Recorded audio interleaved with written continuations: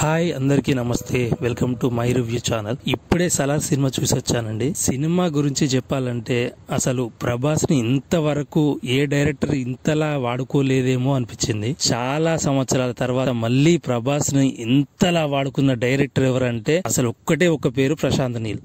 బాహుబలి తర్వాత ఇంతలా ఎప్పుడెప్పుడా అని అందరూ ఎదురు చూస్తున్న ప్రభాస్ ని ఫుల్ మీల్స్ లాగా చూపెట్టిన ప్రశాంత్ నీల్కి గుడి కట్టినా తప్పులేదండి. నేనైతే అసలు ఈ సినిమా స్టోరీని ఏ మాత్రం ఒక్క పాయింట్ కూడా చెప్పదలుచుకోలేదు.